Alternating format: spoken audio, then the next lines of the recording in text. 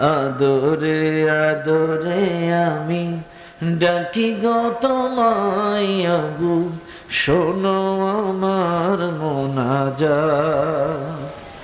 আমি গুনাহগার প্রভু, তুমি অসীম অপার।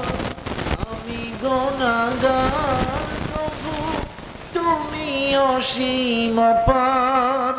দুটি হাত তুলে আছি জেগে সারা রাত।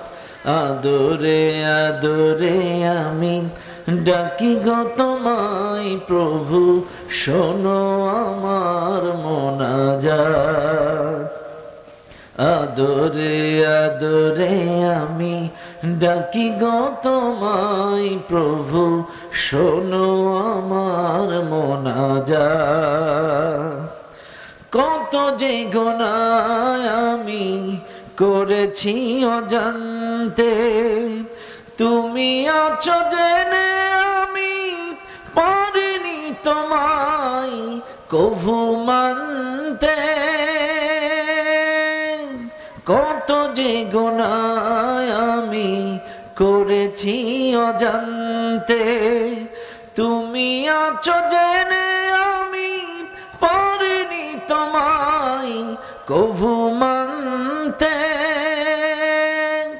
দিন গেল মাস গেল বছর ফুরিয়ে এলো, দিন গেল মাস গেল বছর ফুরিয়ে গেল, মেলেনি আজও সেই পথ।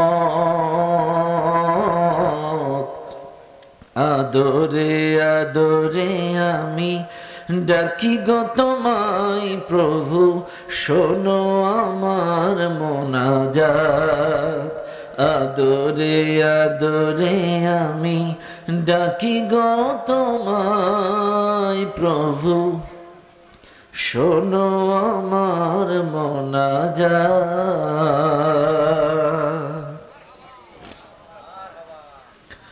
আলহামদুলিল্লাহ, ইকো কমে দেন। শহীদ আল্লামা দিলওয়ার হোসাইন সাঈদী রাহিমাহুল্লাহ ও অধ্যক্ষ মাওলানা আব্দুল খালেক রাহিমাহুল্লাহ সহ কোটা আন্দোলনের সকল শহীদদের আত্মার মাগফিরাত কামনার উদ্দেশ্যে আজকের এই তাফসীরুল কোরআন মাহফিলের সুযোগ্য সম্মানিত সভাপতি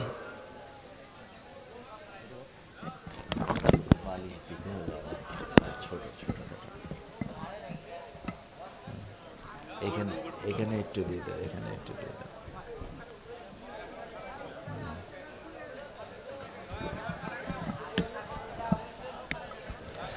সাইড দিয়ে ঠিক আছে।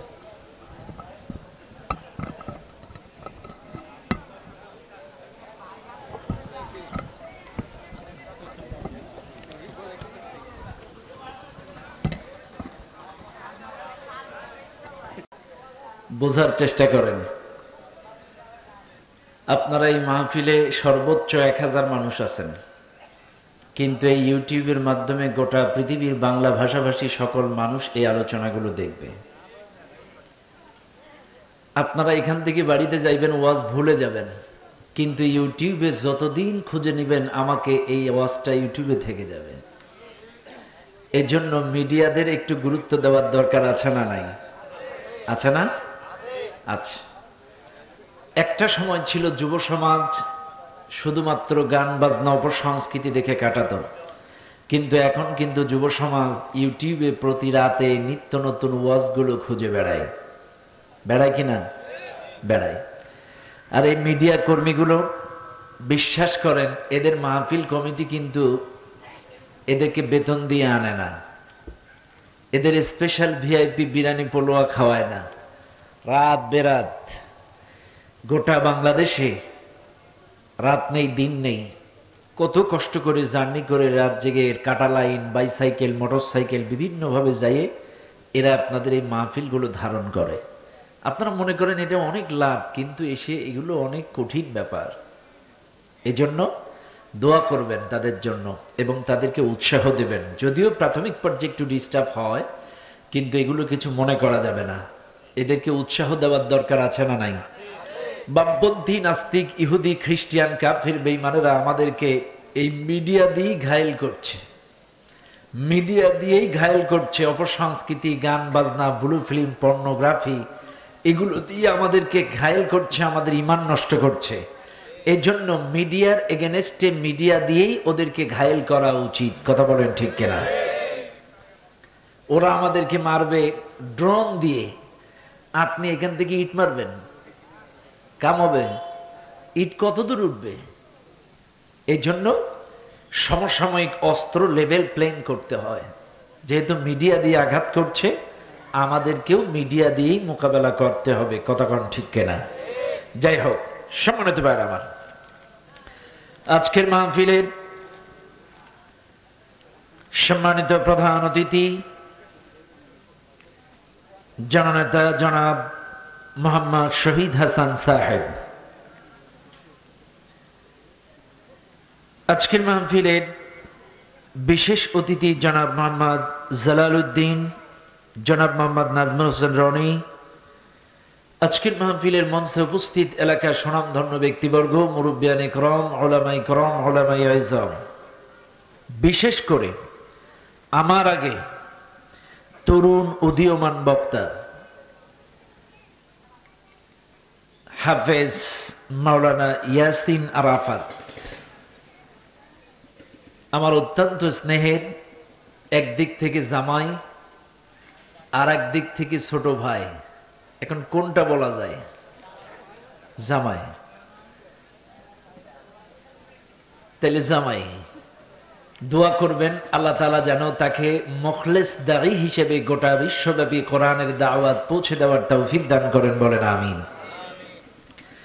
আজকের মাহফিলের ডানে বামে সামনে উপস্থিত দূর দূরান্ত থেকে আগত দিনদার মুত্তাকিন পরেজগার ভাই ও বাবাজিরা, পর্দার আড়ালে শ্রদ্ধেয়া আমার সম্মানিতা মা ও বোনেরা, সকলকেই সুন্নাত তরিকা অনুযায়ী সালাম জানাই। আসসালামু আলাইকুম ওয়া রাহমাতুল্লাহি ওয়া বারাকাতুহু।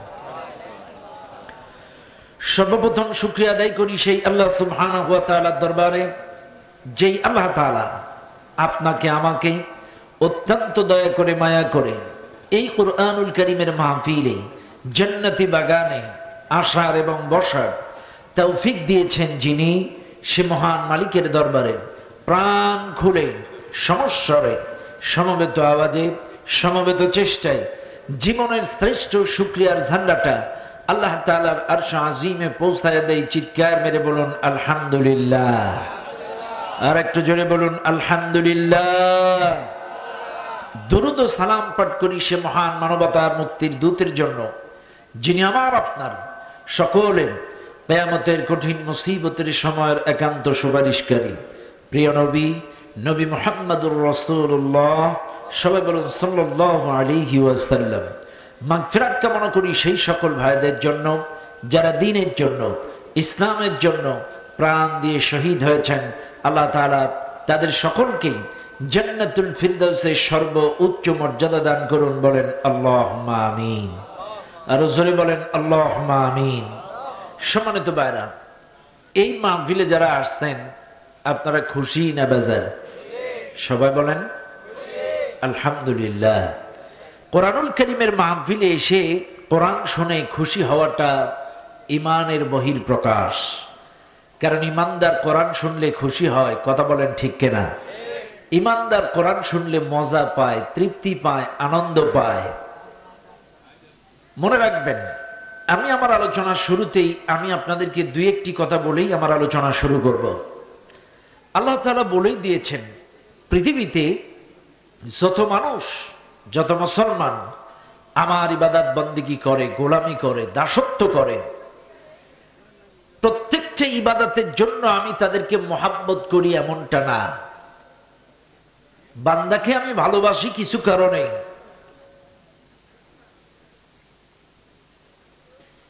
আমি আল্লাহ ভালোবাসি মুত্তাকিদেরকে। ইন্নাল্লাহা ইউহিব্বুল মুত্তাকিন।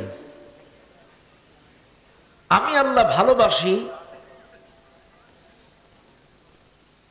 পবিত্রতা অবলম্বনকারীদের, ওয়ায়ুহিব্বুল মুতাতাহহিরিন,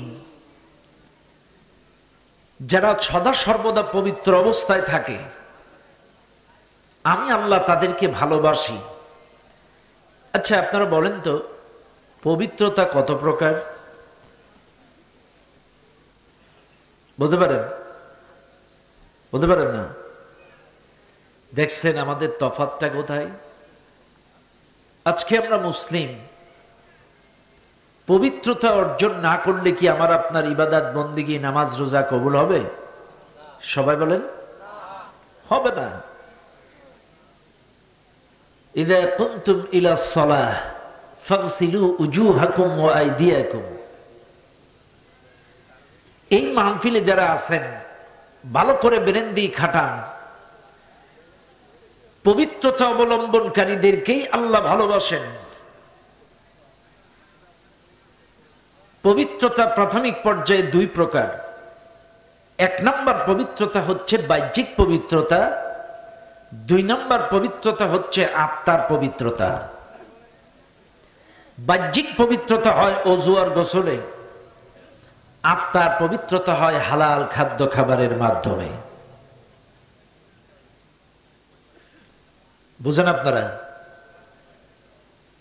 আপনার ওযু ঠিক আছে, গোসল ঠিক আছে, গোসলের 3টা ফরজ ঠিক আছে, ওযু 4টা ফরজ ঠিক আছে, সব ঠিক।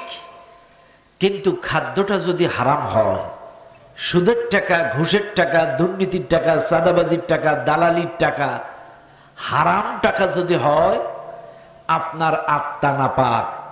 আর আত্মা যদি নাপাক থাকে, দেহ দিয়ে যতই ঠোকাঠুকি করেন না, কাম হবে না।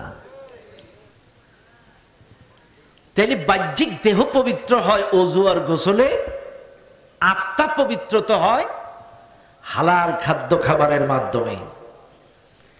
শিরিক মুক্ত, বিদআত মুক্ত, কুফরি মুক্ত, রিয়া মুক্ত, অহংকার মুক্ত থাকার মাধ্যমে।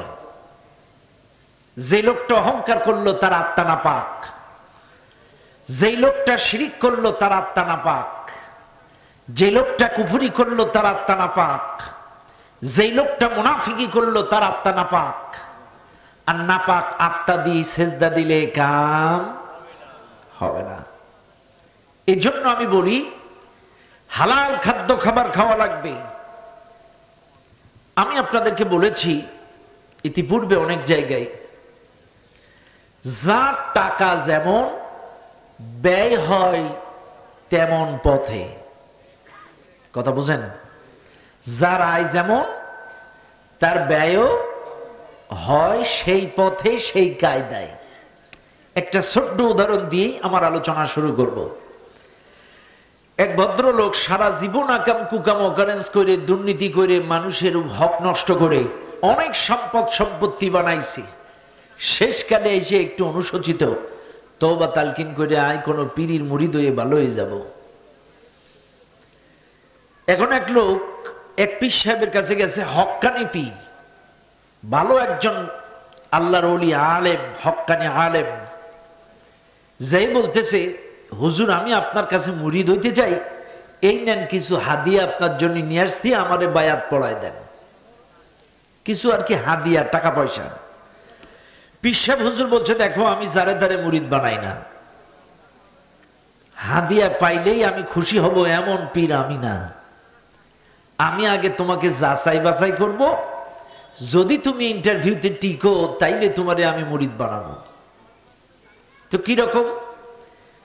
এক নাম্বার, তুমি যেই টাকাগুলো আমারে দান করছো, এই টাকাগুলো নিয়েই তোমার এলাকার কাতন্দা বাজারে যাই তুমি দাঁড়ায় থাকবা, সারাটা দিন দাঁড়ায়া দাঁড়ায়া দাঁড়ায়া যেই লোকটা তোমার সবচাইতে গরিব মনে হবে, এই লোকটারে এই টাকাগুলো দান করবা।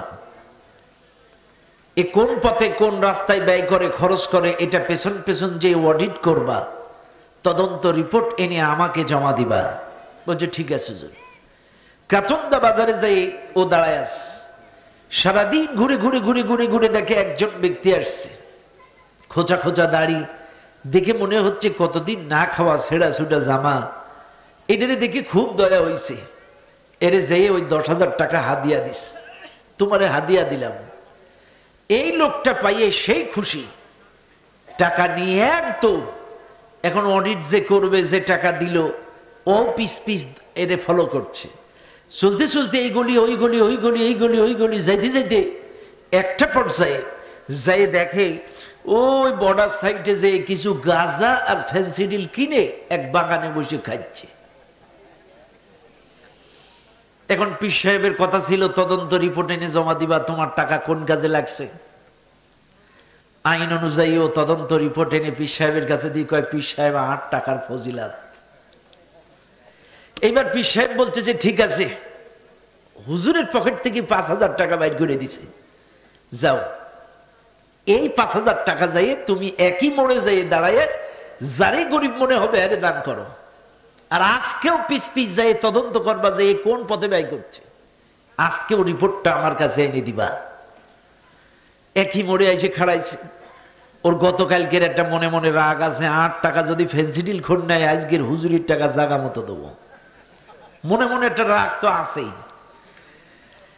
ও দাঁড়ায় দাঁড়ায় দাঁড়ায় দাঁড়ায় দাঁড়ায় দাঁড়ায় দাঁড়ায় দাঁড়ায় দাঁড়ায় সন্ধ্যা অব্দি একটা লোক পাইছে চিকনা কাপড় চোপড় ছেঁড়া, বগলে একটা তোপলা, একটা ঠোপরা, এটা এরকম একটা ঠাসা আছে বগলের গোড়ায় একটা নিয়ে দেখে এরে দেখি খুব মায়া হয়েছে, এই সবচেয়ে গরিব, এরে দিছে টাকা, আপনারা দান করলাম।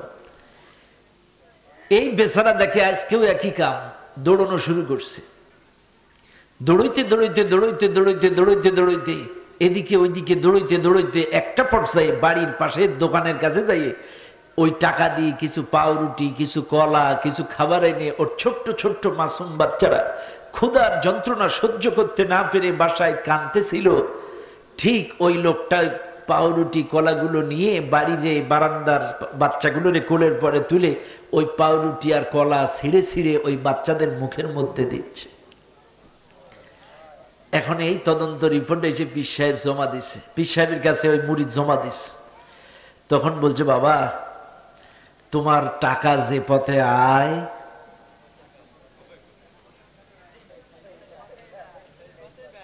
সেই পথেই ব্যয়, আর আমার টাকা হালাল পথে ব্যয় হয়েছে মানবতার কল্যাণে। কাজে মনে রাখবেন, যার আয় যেমন তার ব্যয়টা হয় সেই কোয়ালিটির রাস্তায়। কাজে এখানে যারা আছেন 100% মেহনতি খেটে খাওয়া মানুষ, হালাল উপার্জন করা মানুষ, বাইরে মাত্র কয়েকটা মিনিট আমার ভাইরা আপনাদের মধ্যে রুমাল নিয়ে যাবে, এর মধ্যে আর কোনো গন্ডগোল নাই। গন্ডগোল যা করার আগেই করে নিলাম আর কি, এরপরে কোনো গন্ডগোল করব না, বিঘ্ন ঘটাবো না। মাত্র কয়েকটা মিনিট আপনার হালাল উপার্জনের টাকা। আমি আবারও বলছি, আয় যদি ভালো পথে হয় এ মাহফিলে আপনার টাকা ব্যয় হবেই, রাগ করেন না আপনারা। আমার ভাইরা যাচ্ছে, এই কই রে স্বেচ্ছাসেবকরা কই? হ্যাঁ, কমিটির ছেলেরা কই? এরকম তো কথা ছিল নাকি? আপনার তো কথা ছিল যে আমি উঠেই আপনার রুমাল দিয়ে দিব। এই ওঠেন না আপনারা, 2-1 একটু উঠে একটু রুমাল দিয়ে দেন। ভাই ছোট ছোট ইয়াং জেনারেশন সব ম্যাক্সিমাম বেকার যুবকেরা থেকে আয়োজনটা করছে। ভাইরা যা পারেন আল্লাহর হস্তে 500, 100, 200 আমাদের ছেলেদের হাতে একটু আপনারা দিয়ে দিবেন। এরপরে আর কোনো ডিস্টার্ব করব না, একতরফা আলোচনা করব ইনশাআল্লাহ। সবাই একটু আল্লাহর হস্তে এই প্যাকেটের মধ্যে, রুমালের মধ্যে আপনারা দিয়ে দেবেন, কেউ বাদ যাবেন না। আমি কিন্তু বলেছি যার আয় যেমন তার ব্যয় হয় সেই রকম রাস্তায়। আমি বিশ্বাস করি আপনাদের উপার্জন হালাল, কোরআনের রাস্তায় ব্যয় হবে, এতে কোনো সন্দেহ নাই। সবাই দেবেন, কেউ বাদ যাবেন না। আল্লাহ যাদেরকে ভালোবাসে তারাই কেবল কোরআনের পথে, আল্লাহর পথে খরচ করতে পারে। সবাই দেন, কেউ মাহরুম হবেন না, আল্লাহর হস্তে সবাই দেন। লা ইলাহা, সবাই দেন, সবাই দেন, কেউ বাদ যাবেন না। কোরআনের মাহফিলে সবাই অংশগ্রহণ করেন, সবাই দেন, কেউ বাদ যাবে না। সুবহানাল্লাহ, আলহামদুলিল্লাহ, সবাই সুবহানাল্লাহ, আলহামদুলিল্লাহ, লা ইলাহা জোরে সুবহানাল্লাহ, আলহামদুলিল্লাহ, লা ইলাহা,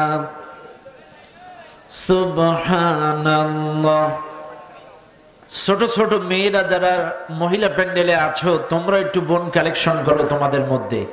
মেয়েদের মধ্যে যারা ছোট ছোট বোন আছো, তোমরাও একটু কালেকশন করে আমাদের ভাইদের কাছে পাঠিয়ে দাও। সবাই, কেউ মারুম হবেন না, আল্লাহর হস্তে সবাই দেবেন। আলহামদুলিল্লাহ, আলহামদুলিল্লাহ।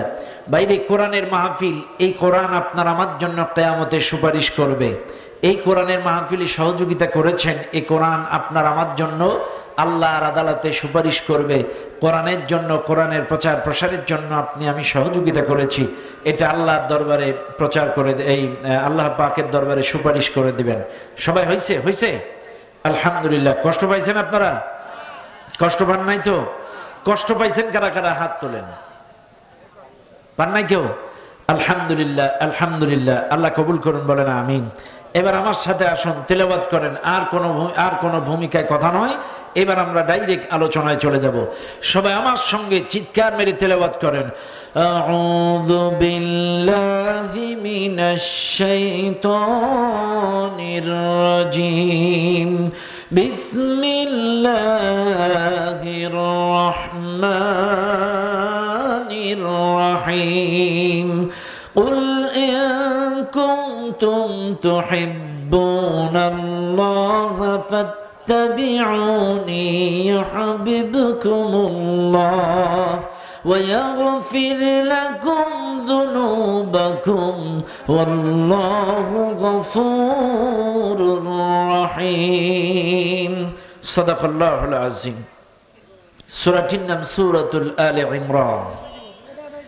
এই সূরাটার 31 নম্বর আয়াত আমি আপনাদের সামনে তেলাওয়াত করেছি।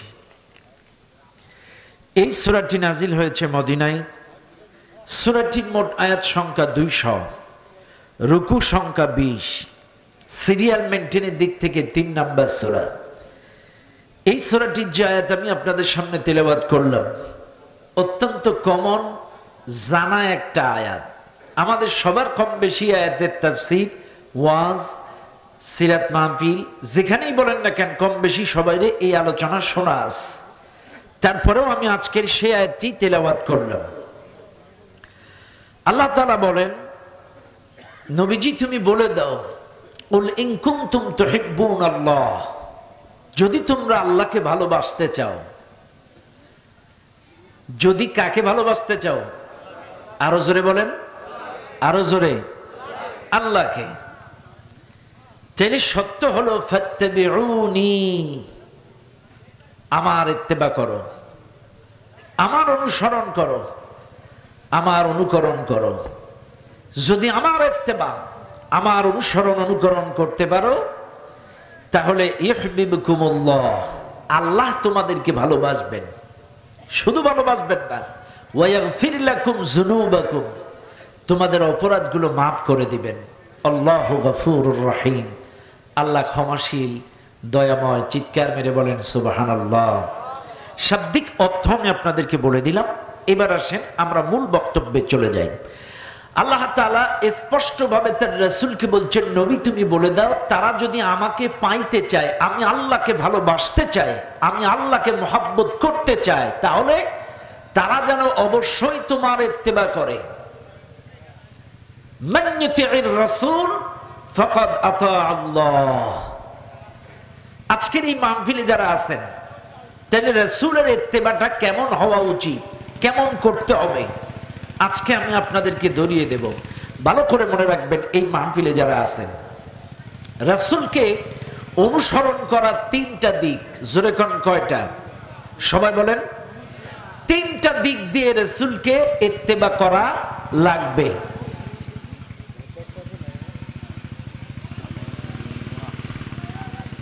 এদের কোনো সাইলেন্ট বাটন নেই? এই কিছুক্ষণ পর পর এইগুলো বাজায়। আরো খানিকটা আছে না? হ্যাঁ, বারাবার।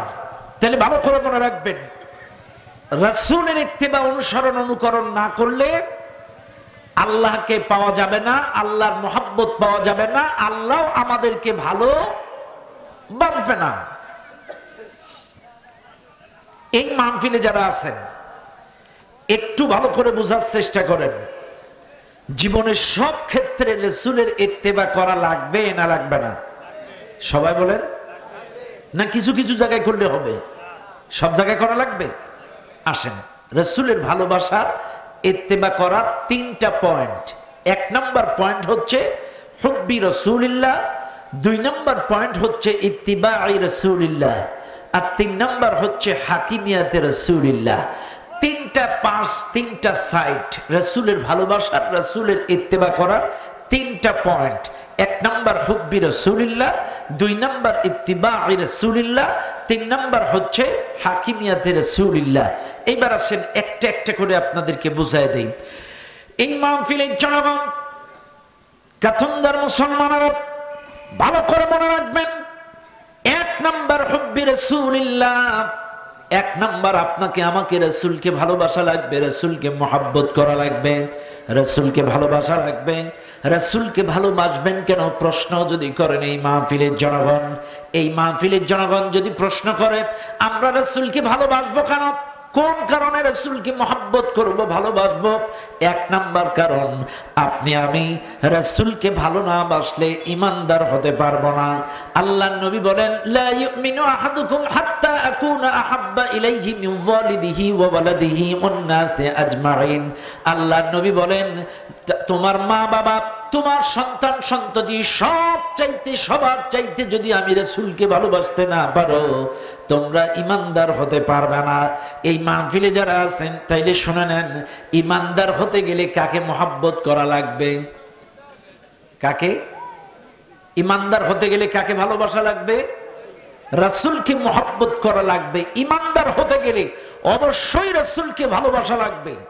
শুধু তাই নয়, আল্লাহ আরেক জায়গায় বলেন, قل إن كان آباؤكم وأبناؤكم وإخوانكم وأزواجكم وعشيرتكم وأموال اقترفتموها وتجارة تخشون كسادها ومساكن ترضونها أحب إليكم من الله ورسوله وجهاد في سبيله। আল্লাহ পাক বলেন, তোমার বাপ দাদারা, তোমার সন্তানেরা, তোমার ভাইয়েরা, তোমার স্ত্রীরা, তোমার ব্যবসা বাণিজ্য, তোমার বাড়ি গাড়ি, তোমার ধন সম্পত্তি, সব কিছুর চাইতে এক নাম্বার আহাব্বা ইলাইকুম মিনাল্লাহ, এক নাম্বার আল্লাহকে ভালোবাসতে হবে, দুই নাম্বার ওয়া রাসূলি, রাসূলকে ভালোবাসতে হবে, তিন নাম্বার ওয়া জিহাদিন ফি সাবিলি, আল্লাহর রাস্তায় জিহাদ করাকে ভালোবাসতে হবে। আর যারা ভালোবাসবে না এরা হলো ফাসিক। এরা কি? সবাই বলেন, আরো জোরে বলেন। শুনে নেন, স্পষ্ট ভাষায় বলে যায়। তাহলে ভালোবাসা প্রাথমিক পর্যায়ে তিনটা স্তর। এক নম্বর ভালোবাসতে হবে কাকে? আরো জোরে বলেন। এক নম্বর ভালোবাসতে হবে আল্লাহকে, দুই নম্বর রাসূলকে, তিন নম্বর জিহাদ ফি সাবিলিল্লাহকে ভালোবাসতে হবে। আজ এই বাংলার মুসলমানেরা বুকে হাত দেন, আল্লাহর ভালোবাসা আমার আপনার মধ্যে নাই। আছে? সবাই বলেন আছে? আছে? নাই? প্রমাণ নেন, প্রমাণ নেন। আল্লাহ ডাক দিচ্ছে, আসসালাতু খায়রুম মিনান নাওম।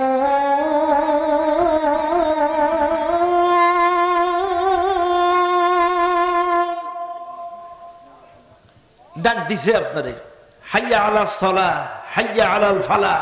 আল্লাহ ডাক দিছে, কিন্তু আল্লাহর ডাকে বাড়ির পাশে মসজিদে গেলেন না। কিন্তু বান্ধবী বা কারোর বউ বা ভাবি যদি ডাক দেয় এখান থেকে 10 কিলোমিটার, তা রাইতে একটাই হইলেও আমরা সেই ডাকে সাড়া দেই। কথা কয় না? রাগ করেন না কিন্তু আপনারা, আমি জাস্ট বোঝানোর জন্য বলতেছি বিষয়টা। আপনি বলেন, আল্লাহর ডাকে বাড়ির পাশে মসজিদে 5 বার গেলাম না, অথচ বান্ধবীর ডাকে যদি বান্ধবী 5 বার কেন 10 বারও যদি ডাকে আর 10 কিলোমিটারও যদি হয়, একটা যুবক সেই ডাকে ব্যর্থ হয় না। কথা কয় না কেন? চাইলে আপনারা বলেন, ভালোবাসা কি বান্ধবীর উপর বেশি না? কথা কি ক্লিয়ার? বুঝছেন তো আপনারা? তাহলে ভালো করে বুঝবেন, আল্লাহর ডাকে মসজিদে গেলাম না, আল্লাহর আদেশগুলো নিষেধগুলো মানলাম না, অথচ আপনার স্ত্রী, আপনার মা বাবা, আপনার সন্তান, আপনার বান্ধবী, আপনার আপনজন কি বলল সেটাকে প্রাধান্য দিলেন।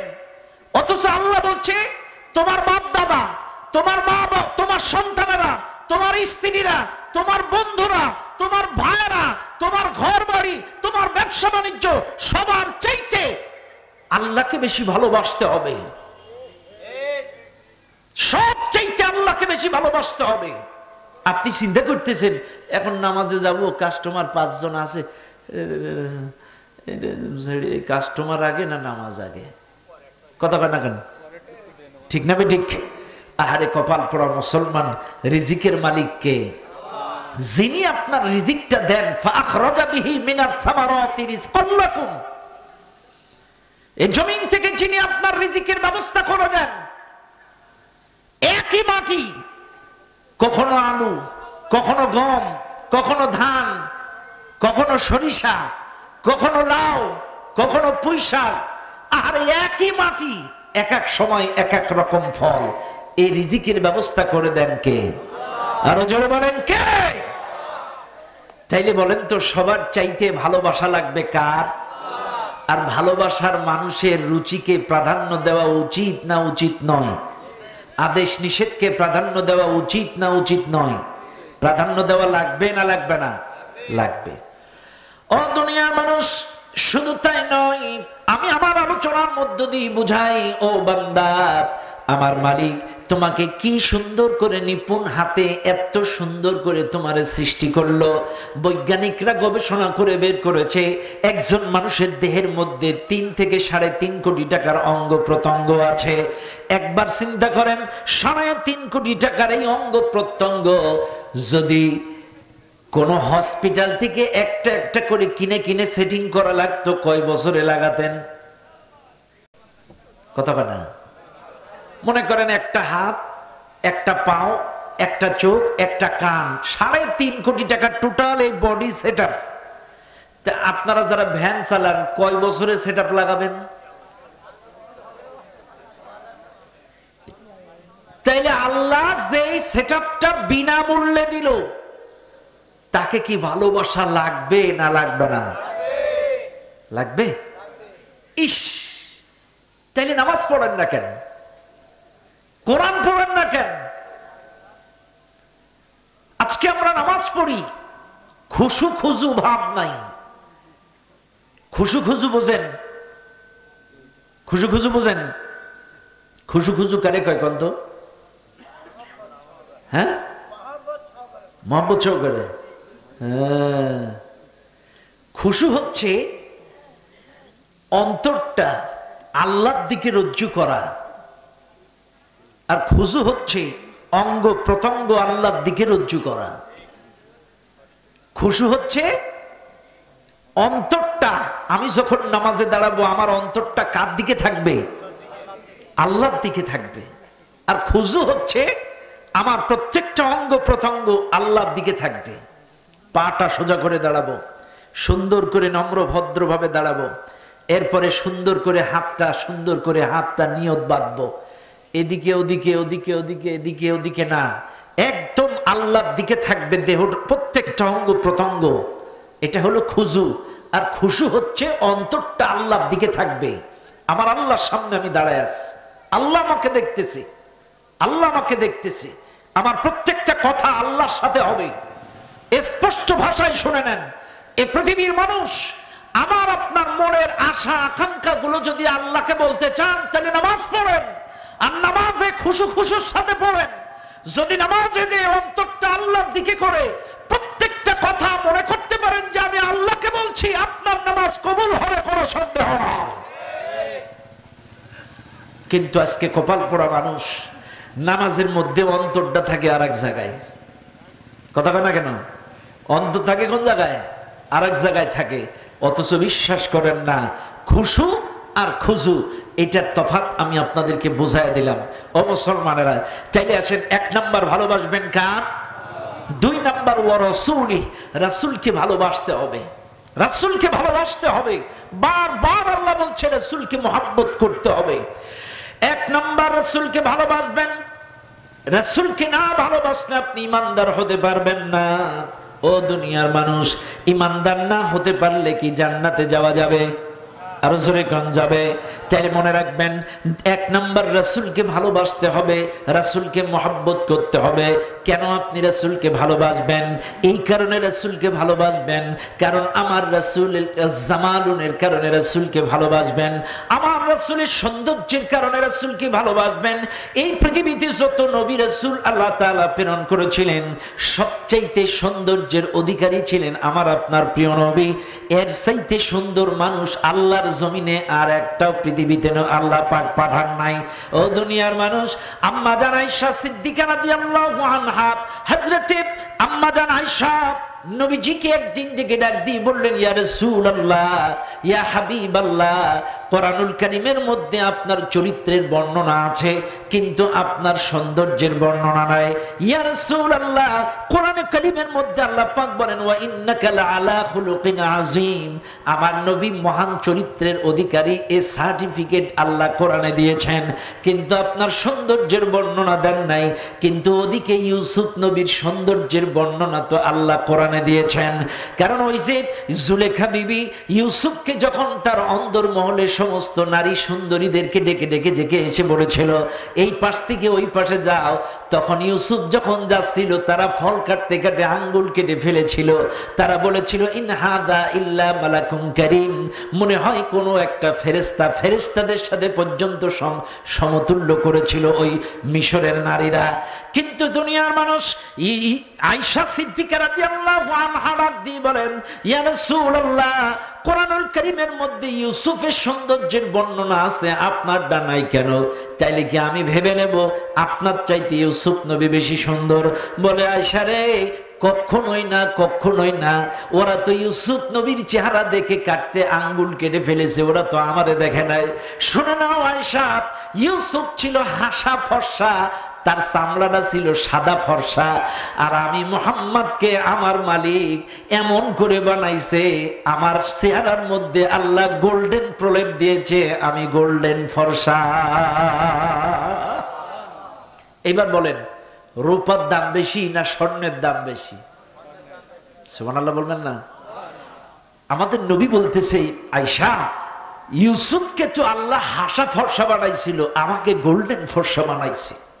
এত সুন্দর ছিলেন আমার নবী। শুনে নেন আজকের মানুষ, তাইলে চেহারা সৌন্দর্যের কারণে যদি কাউকে ভালোবাসতে হয়, সেটা একমাত্র আমার নবী। কথা বলেন ঠিক না বেটি? দুই নাম্বার, ভালোবাসবো কেন? কামালুন, সার্বিক যোগ্যতা, যোগ্যতা সম্পন্ন, অলরাউন্ডার। এমন কোন গুণ ছিল না যেটা আমার নবীর মধ্যে ছিল না। কোন দিকটা বলবেন? কোন দিকটা বলবেন? এমন কোন সাইট ছিল না আমার নবীর মধ্যে নাই। তিনি ছিলেন কুস্তিগিরি, তিনি ছিলেন বিচারক, তিনি ছিলেন আদর্শবান স্বামী, তিনি ছিলেন আদর্শবান পিতা, তিনি ছিলেন আদর্শ রাষ্ট্রনায়ক, তিনি ছিলেন আদর্শবান নানা, তিনি ছিলেন আদর্শবান প্রতিবেশী, তিনি ছিলেন আদর্শবান মেহমান, তিনি ছিলেন আদর্শবান মেজবান। এমন কোন সাইট নাই যেই সাইটটা আমার রাসূলের মধ্যে ছিল না। অলরাউন্ডার ছিলেন, অলরাউন্ডার ছিলেন আমার নবী। এই জন্য আমার নবীকে ভালোবাসতে হবে। পাবেন কই এমন একটা রাষ্ট্র, এমন একজন নবী? কই পাবেন? আরে গোটা পৃথিবী শুরু থেকে এই পর্যন্ত আপনারা দেখেন না? মনে রাখবেন, যতগুলো নবী আল্লাহ পৃথিবীতে পাঠাইছে, আল্লাহ পাক প্রত্যেকটা নবীকেই ভালোবাসছে, কিন্তু আমার নবীকে একটু বেশি ভালোবাসছে। চারটা আঙ্গুলি সমান, যেখানেই কাটবেন সেখানেই ব্যথা লাগবে। সকল নবী আল্লাহর, কিন্তু বলেন তো, পিতা যিনি হন, চার সন্তানের মধ্যে কাকে বেশি ভালোবাসে? কথা বলে না? আমার নবী সবার ছোট ছিল, কথা কানা, আমার নবী সবার ছোট ছিল, কিন্তু তার মানে শানে মর্যাদায় তাকে এত বেশি দিয়েছেন, শুধু এত বেশি দিছে কিয়ামতের ময়দানে, কিয়ামতের ময়দানে যখন হাসরবাসী দাঁড়ায়া থাকবে, সব মানুষ দাঁড়ায় থাকবে, সব মানুষ হাসরবাসী দাঁড়াবে, সূর্য মাথার উপরে, পায়ের নিচে তামা,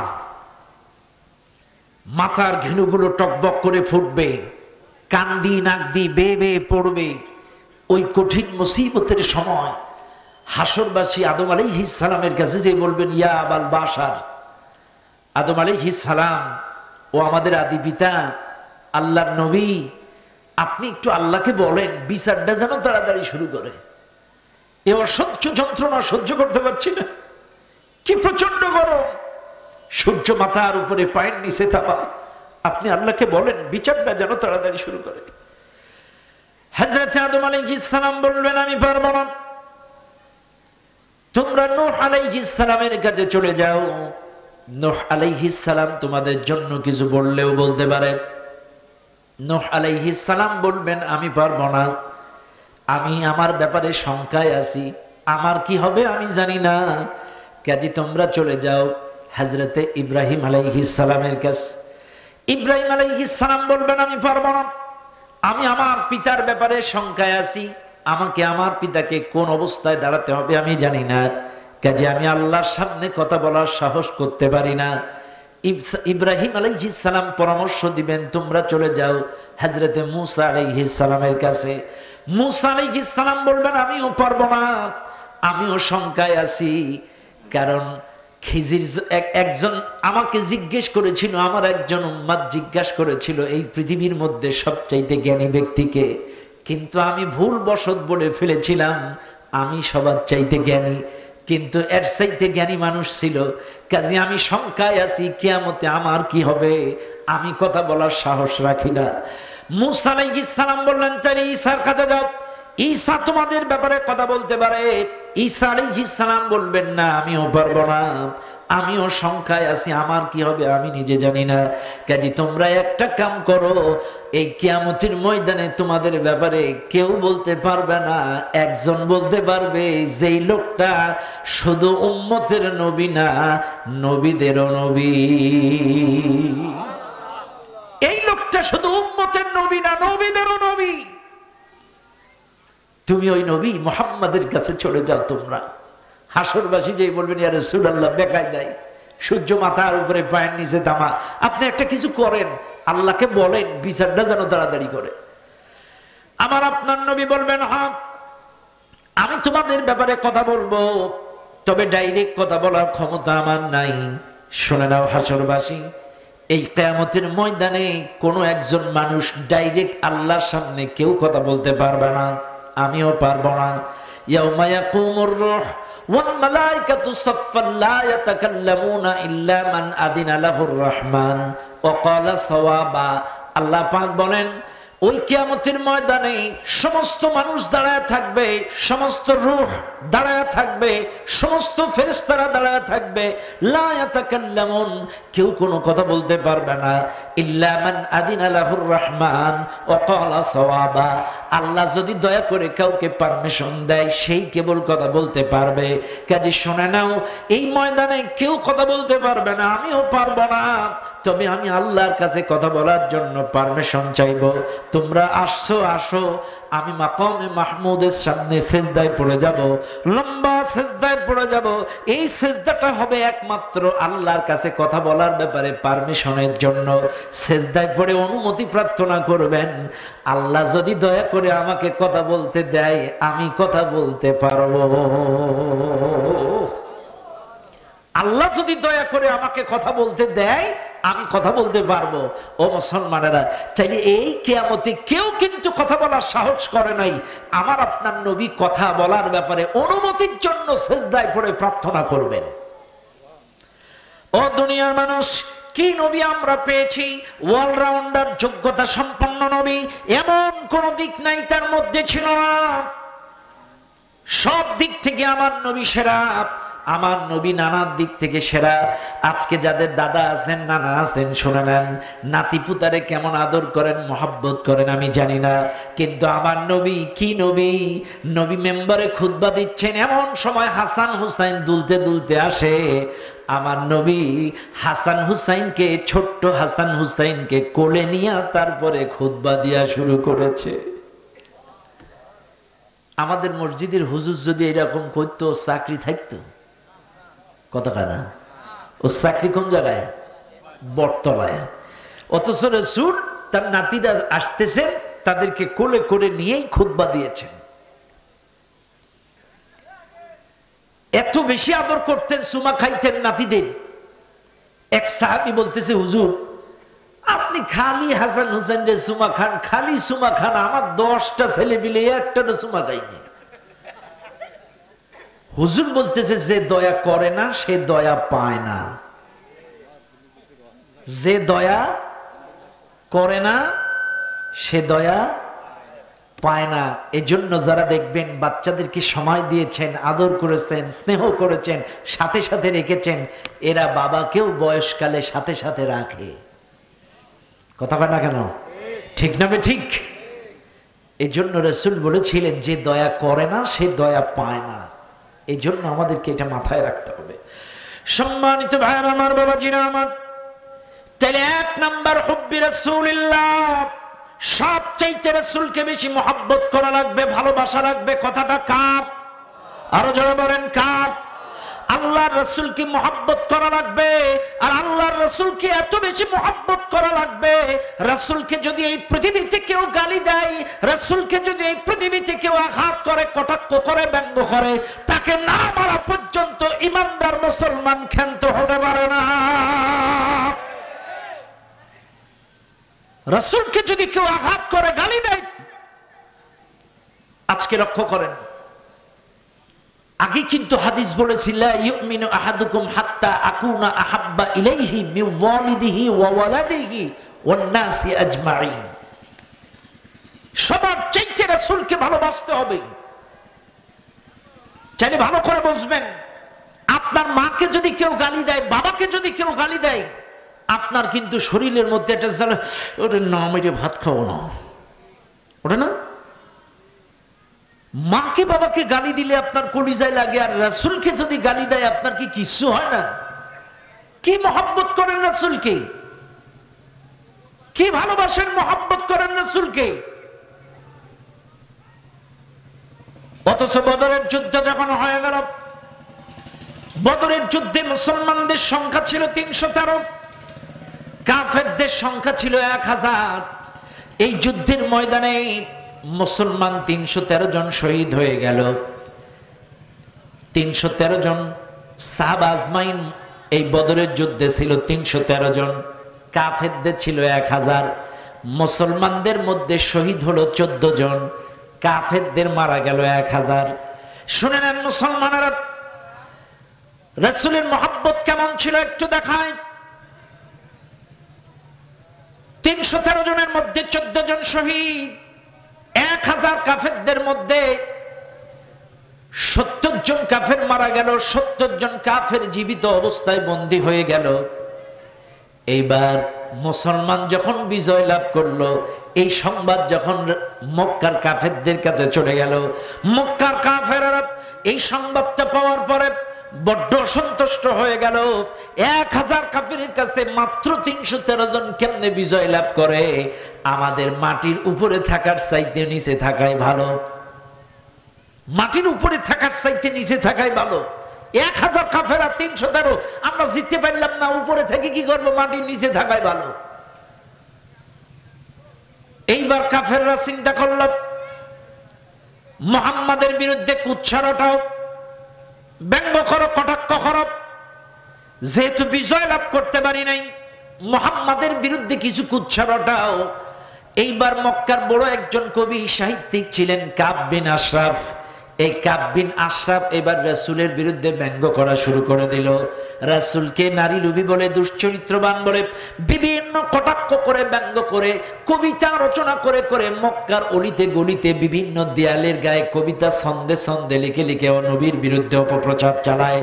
আজকে বাংলার মুসলমান, আপনারাও বলেন তো, এই বাংলার বুকে যারাই হক কথা বলেছে, সত্য কথা বলেছে, আল্লাহ আল্লাহ নবীর পথে চলেছে, তাদের বিরুদ্ধেও নারী কেলেঙ্কারির মামলা দিছে কি দেয় না? মক্কায় বদরে বিজয় লাভ করেছে মুসলমান। বদরের যুদ্ধে বিজয় লাভ করার কারণে মক্কায় রাসূলের বিরুদ্ধে কবিতা রচনা হচ্ছে, রাসূলকে ব্যঙ্গ করে, কটাক্ষ করে, কারণ ওই বিজয় লাভ করতে পারে নাই। এদিকে নারী লোভী বলে, দুশ্চরিত্রবান বলে অপপ্রচার চালাচ্ছে। আমার বাংলাদেশের দিকেও তাকান, আলেমদের জনপ্রিয়তা এই জালেমেরা ঠেকাতে পারে নাই, আলেমদের ভালোবাসার জনপ্রিয়তা ঠেকাইতে পারে নাই, আল্লামা দিলওয়ার হোসেন সাঈদীর জনপ্রিয়তা ঠেকাইতে পারে নাই, মতিউর রহমান নিজামীর জনপ্রিয়তা ঠেকাইতে পারে নাই, মামুনুল হকের জনপ্রিয়তা ঠেকাইতে পারে নাই। প্রত্যেকটা আলেমের বিরুদ্ধে ধর্ষণের মামলা দিয়েছেন, খড়ায় বন্দী করে রেখেছিল। কথা বলেন ঠিক না?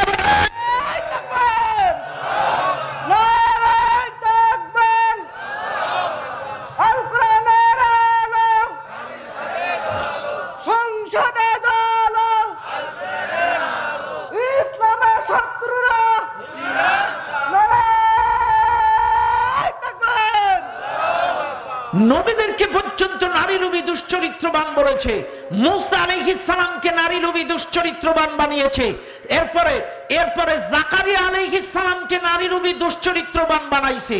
ইতিহাস সাক্ষ্য দেয়, এই জমিনে যারাই হক কথা বলেছে, সত্য কথা বলেছে, তাদেরকেই নারী কেলেঙ্কারিতে ঢুকাইছে। কথা বলেন ঠিক না বেটে? ইতিহাস সাক্ষী দেয়। প্রথম থেকে এই পর্যন্ত তাকায় দেখেন, যারাই এই জমিনে দ্বীনের কথা বলে, হকের কথা বলে, সত্যের কথা বলে, তাদের বিরুদ্ধে নারী কেলেঙ্কারি দেয়। কারণ যেই এর চরিত্রের মধ্যে একটা কালিমা লিখে দিবে, মানুষ আর ওর ওয়াজ শুনবে, কি ওয়াজ শুনবে, হুজুর চরিত্র কথা না। মূসা আলাইহিস সালাম যখন দাওয়াত দেয়, মূসা আলাইহিস সালাম চতুর্দিকে যখন দ্বীন প্রচার করে, মূসা আলাইহিস সালামের বিরুদ্ধেও ধর্ষণের অভিযোগ এনেছিল। কারুন আর ফিরাউন দুজনে মিলে ষড়যন্ত্র করে তারা মূসা আলাইহিস সালামের বিরুদ্ধেও ষড়যন্ত্র করেছিল যে মূসার দিন প্রচার বন্ধ করতে গেলে একটা নারী কেলেঙ্কারিতে ঢুকাইতে হবে। কেমনে ঢুকাইতে হবে? রাতের অন্ধকারে কারুন চলে গেল ওই জামানার একটা প্রফেশনাল পতিতার বাড়ি, তার নাম ছিল সাজ্জা। এই প্রফেশনাল পতিতার বাড়িতে যে সাজ্জা, এই নাও 5 আর সাক্ষ্য দেওয়ার পরে 5, তোমার কাজ হবে মূসা যখন এই মানুষগুলো নিয়ে ওয়াজ করবে, তুমি খালি যাইয়ে পাবলিকের সামনে একবার বলবা, কার ওয়াজ শুনতেছো? এই হুজুর আমার পতিতালয়ে যায়। খালি একটা মিথ্যা সাক্ষ্য মারি দিবা, এই নাও 5 আর সাক্ষ্য দেওয়ার পরে 5, 10 লাখ দিরহাম তোমাকে দেওয়া হবে। মূসা আলাইহিস সালামের বিরুদ্ধেও ষড়যন্ত্র করেছিল নারী কেলেঙ্কারি, কিন্তু সবগুলো সমাধান করে দিয়েছেন কে? আরো জোরে বলেন কে? আল্লাহ। যুগে যুগে আজকের কোরআনের পাখিগুলোকে নারী কেলেঙ্কারিতে ঢুকানোর চেষ্টা করেছে, কিন্তু ইজ্জতের মালিক কে? আরো জোরে বলেন কে? ইতিহাস সাক্ষী, আজকের জোর জুলুম করে মানুষের উপরে ঘাড়ে পা দিয়ে লাথি মেরে চাঁদাবাজি করে 15ই আগস্ট পালন করা লাগে, আর শহীদ আল্লামা দিলওয়ার হোসেন সাঈদী রাহিমাহুল্লাহ 1 বছর পরে মারা গেল, অথচ গোটা বাংলাদেশে কোনো চাঁদা লাগে নাই। অলিতে গলিতে গ্রামে গ্রামে তার আত্মার মাগফিরাত কামনা হয়েছে, মাইক বেজেছে। কথা বলেন ঠিক না বেঠে? এটাই সাক্ষী, এটাই ইজ্জতের মালিককে।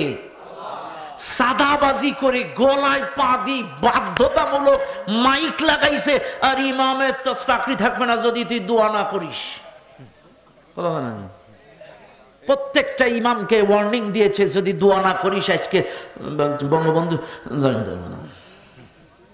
তাইলে গলায় পা দি বাধ্য করে ব্ল্যাকমেল করে দোয়া করা লাগছে, আর কোরআনের পাখির জন্য বাধ্য করা লাগছে। আরো আমাদের ইসলামী আন্দোলনের নেতারা বলেছে খবরদার খবরদার, ওদের সাথে যদি রেষারেষি করেন তাহলে পার্থক্য আরো থামাই দিছে। যদি ইসলামী আন্দোলনের নেতারা না থামাইতো 14ই আগস্টে গোটা বাংলাদেশে বিশ্ব রেকর্ড হয়ে যেত। কথা ঠিক না? আলহামদুলিল্লাহ, আলহামদুলিল্লাহ। তবে কোনো রাগ করার কোনো কায়দা নাই। যুগে যুগে যারাই হকের পথে ছিল তাদেরকে মিথ্যা কলঙ্ক দেওয়া হয়েছিল, এটা অসন্তুষ্ট হওয়ার কোনো সুযোগ নাই। মক্কা বদরের যুদ্ধে বিজয় লাভ করলো মুসলমানেরা। এদিকে মুহাম্মাদের বিরুদ্ধে এই কবিতা রচনা করে বিভিন্ন দেয়ালে দেয়ালে লেপটে দেয়, দেয়ালে দেয়ালে এঁকে দেয়। এই সংবাদ যখন বিশ্ব নবীর কানে এলো, রাসূলের ভালোবাসাটা বোঝানোর জন্য বলছি, দেয়ালে দেয়ালে লিপটে যখন দেয়, এই সংবাদ যখন আমার নবীর কানে এলো, নবী আমার সমস্ত সাহাবাদেরকে মদিনার বুকে একত্রিত করে বলে, ও আমার সাহাবারা, ও আমার সাহাবারা, মক্কার বড় কাফের, এই কাফের কাব বিন আশরাফ আমার বিরুদ্ধে কবিতা রচনা করেছে, মুসলিম নারীদের বিরুদ্ধে কলঙ্ক দিয়েছে, আমাকে নারী লোভী দুশ্চরিত্রবান বলেছে। ও আমার সাহাবারা, তোমাদের মধ্যে কে আছে এই অ্যাকশন নিতে পারবা, এই নাস্তিকের বিরুদ্ধে, কাফিরের বিরুদ্ধে অ্যাকশন নিতে পারবা? কে আছো তোমরা বলো? একজন সাহাবী দাঁড়ায় গেলেন, সাহাবাটার নাম মুহাম্মদ বিন মাসলামা। মুহাম্মদ বিন মাসলামা বলেন, ইয়া রাসূলুল্লাহ, আমি আছি এই নাস্তিকটার বিরুদ্ধে অ্যাকশন নেব। ইয়া রাসূলুল্লাহ, আপনি বলেন এই অ্যাকশনটা কি ধরনের হওয়া লাগবে? আমি কি তাকে পৃথিবী থেকে বিদায় করে দেব নাকি? কারণ রাসূল বললেন, দাও, কারণ আমাকে গালি দিয়েছে, আল্লাহকে গালি দিয়েছে, মুসলিম নারীদেরকেও ব্যঙ্গ করেছে, ওর বেঁচে থাকার অধিকার নাই, চান্স পাইলে মাইরে দাও। শুনে নেন দুনিয়ার মানুষ, মুহাম্মদ বিন মাসলামা বাড়ি চলে গেলেন। মুহাম্মদ বিন মাসলামা একদিন, 2 দিন, 3 দিন যায়, খেতে পারে না, বসতে পারে না, ঘুমাইতে পারে না, চিন্তায় চিন্তায় তার শরীরটা খারাপ হয়ে যায়। 3 দিন পর্যন্ত কিছু খাইতে পারে না। একজন সাহাবী এসে বলছেন, ইয়া রাসূলুল্লাহ, মুহাম্মদ বিন মাসলামা খাওয়া দাওয়া ছেড়ে দিছে। এইবার নবীজি ডাক দিয়ে বলে, মুহাম্মদ বিন মাসলামা এদিকে আসো, আমি শুনলাম তুমি খাওয়া দাওয়া ছেড়ে দিছো নাকি? বলছি, ইয়া রাসূলুল্লাহ, আমি আপনাকে কথা দিয়েছিলাম ওই নাস্তিক কাব বিন আশরাফের বিরুদ্ধে অ্যাকশন গ্রহণ করব, কিন্তু ইয়া রাসূলুল্লাহ আমি এর কেমনে মারবো, কোন ফর্মুলায় মারবো?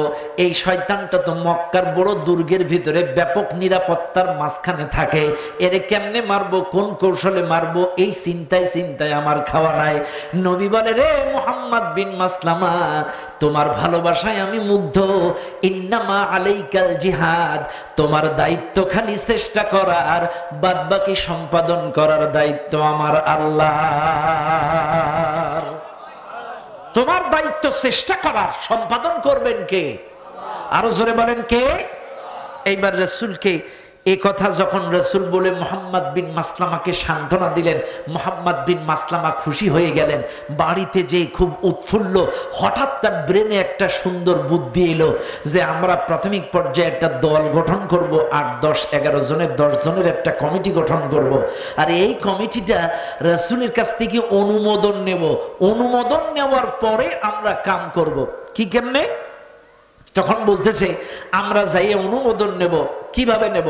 দেখেন, এই মুহাম্মদ বিন মাসলামা একটা কমিটি তৈরি করে রাসূলের কাছে গেছে। রাসূলের কাছে যেয়ে বলছে, হুজুর, আমরা একটা কমিটি গঠন করেছি। প্রাথমিক পর্যায়ে এই কমিটি কাব বিন আশরাফের বাড়ি যাব, ছলে বলে কৌশলে ওর সাথে সুসম্পর্ক তৈরি করব। সুসম্পর্ক তৈরি করতে গেলে কিন্তু আপনার বিরুদ্ধে ওর সাথে সম্পর্ক তৈরি করব, তাইলে আপনার বিরুদ্ধে কিছু আমাদেরকে মিথ্যা অপবাদ বা কিছু কথা আমাদেরকে বলা লাগবে আপনার বিরুদ্ধে, নাইলে ওর সাথে আমাদের সম্পর্ক গাঢ় হবে না।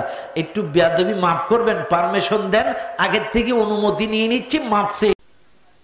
বলছে, তাই ঠিক আছে, যাও, পারমিশন দিলাম। এই 10 জন কমিটির মধ্যে একজন লোক ছিল, এর নাম আবু নাইলা। এই নাইলা ছিল কাব বিন আশরাফের সৎ ভাই, এও ইসলাম কবুল করে মদিনায় চলে আসছে। এখন 10 জনের মধ্যে আবু নাইলাও আছে। 10 জন কমিটি, তারা রাতের অন্ধকারে কাব বিন আশরাফের বাড়ির সামনে যে ডাক দিছে, কাব বিন আশরাফ, কাব বিন আশরাফ চিনতে পারছে, এটা তো মুসলমান। কি বাবা? বন্ধু, এই আব্দুল্লাহর বেটা মুহাম্মদ সুবিধাজনক লোক না। আব্দুল্লাহর বেটা মুহাম্মদের কারণে আমাদের ব্যবসা বাণিজ্য লস। আব্দুল্লাহর বেটা মোহাম্মদের কারণে আমরা কোনো জায়গায় চলতে পারি না, ঘুরতে পারি না। আব্দুল্লাহর বেটা মোহাম্মদের কারণে খুব সমস্যায় আছি। এই যখন বলছে, বিরুদ্ধে বলছে, কাব বিন আশা বলছে এই যে সব আমার লোক, এই যে মোহাম্মদের বিরুদ্ধে বলছে মানে আমার লোক। ঠিক আছে ঠিক আছে, বসো বসো। কাব বিন আশা মনে করছে সব আমার লোক। এইবার বিরুদ্ধে যখন বলছে, কাব বিন আশা বলছে আসো। এইবার হঠাৎ গল্প করতে করতে করতে করতে মোহাম্মদ বিন মাসলামা বলছে, বন্ধু তোমার কাছ থেকে কিছু টাকা ধার নিতে চাই, টাকা ধার নিতে চাই। তখন বলছে, টাকা ধার নিবা, জামানত ছাড়া ধার দেব না। জামানত দাও, টাকা নাও। কি জামানত? কাব বিন আশরাফ বলছে, তোমাদের সন্তানগুলো আমার কাছে জামানত দাও। বলছে না, আমাদের সন্তানগুলো যদি তোমার কাছে জামানত রাখি, এই সন্তানেরা বড় হলে আমাদেরকে কটাক্ষ করবে, আমাদেরকে এরকম করবে, বলবে যে আমাদের পিতারা দারিদ্রতার ভয়ে আমাদেরকে জামানত রেখে টাকা নিয়েছিল কাব বিন আশরাফের কাছ থেকে, এটা খুব বেদনাদায়ক হবে, কাজে এটা সম্ভব না, অন্য কিছু বলেন। তখন কাব বিন আশরাফ বলছে, ঠিক আছে সন্তান দেওয়া লাগবে না, তোমাদের বউগুলো বন্ধক দাও। কত বড় খারাপ, তোমাদের বউগুলো জামানত দাও। তখন এই মোহাম্মদ বিন মাসলামা খুব চালাক। মোহাম্মদ বিন মাসলামা বলতেছে, দেখো তোমার যে চেহারা, তোমার যে ফিটনেস, একটু হাওয়া দিচ্ছে আর কি, তোমার যে ফিটনেস, যে বডি স্ট্রাকচার, তোমার কাছে আমাদের বউগুলো জামানত রেখে আমরা তো নিশ্চিন্তে থাকতে পারবো না। তখন বলতেছে, ঠিক আছে তোমরাই বলো কি দিতে চাও। আর এমনি দেখবেন কাফের যারা বামপন্থী ইসলাম বিদ্বেষী, এরা পাম দিলেই ফলে। কথা কেন? কথা ঠিক না বেঠিক? দেখবেন এই জালেম যারা ছিল, এদের হাওয়া দিলেই মোটামুটি বাঘ বাকুম পায়রা। কথা ঠিক না বেঠিক? এখন আসেন, কাব বিন আশরাফ বলছে, ঠিক আছে ঠিক আছে তোমরা বলো কি দিতে চাও।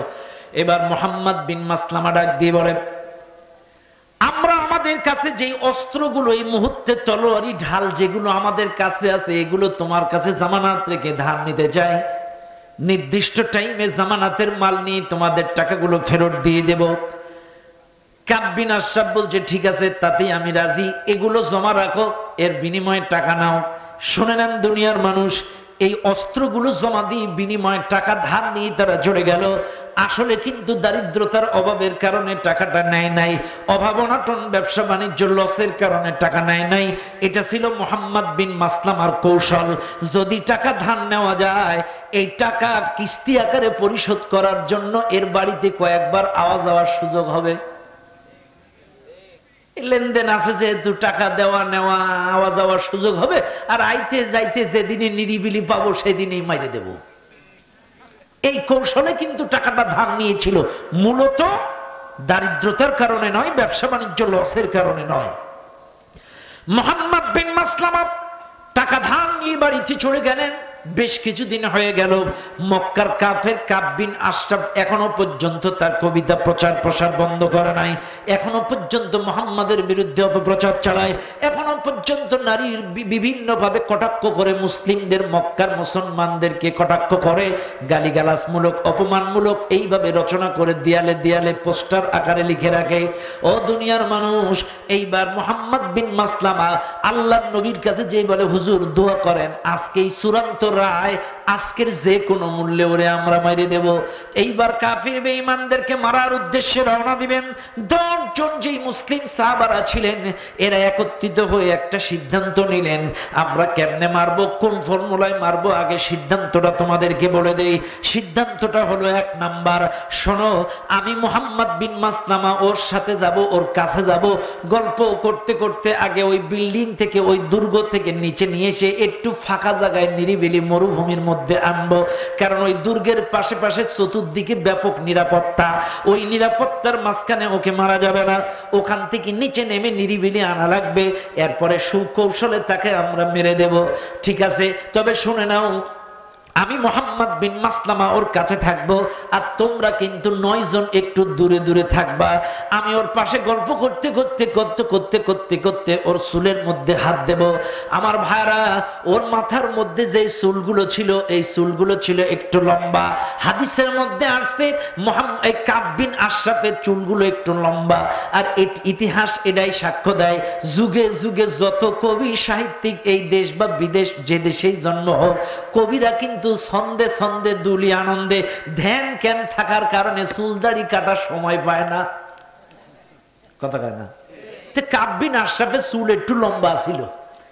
মুহাম্মদ বিন মাসলামা বলছে, আমি যে গল্প করতে করতে করতে ওর মাথায় হাত দিব, ওর ওই শক্ত চুলগুলো 2 হাত দিয়ে ধরবো, আর যে চুল ধরবো তোমরা মনে করবে এইবার অস্ত্র বের করে এক কপি ওর গর্দান আলাদা করে দেবো।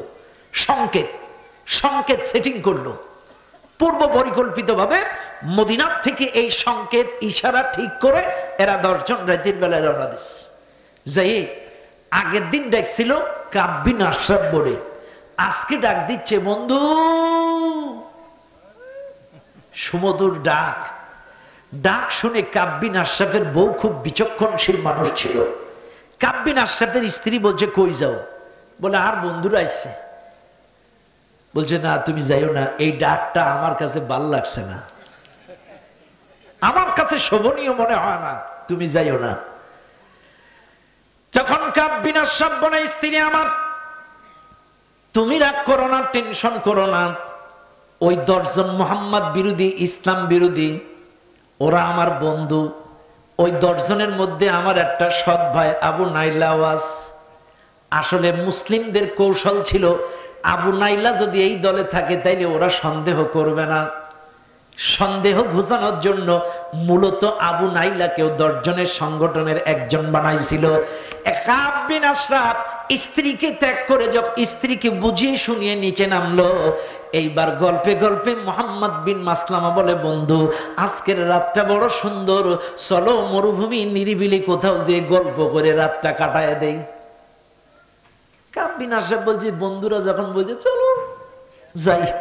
এখন ইশারা অনুযায়ী 9 জন একটু দূরে, মুহাম্মদ বিন মাসলামা কাব বিন আশরাফের কাছে, ওরা দূরে ইনি কাছে, পাশাপাশি বসেই গল্প হচ্ছে। গল্প করতে করতে করতে করতে করতে ঘাড়ে হাত দিছে।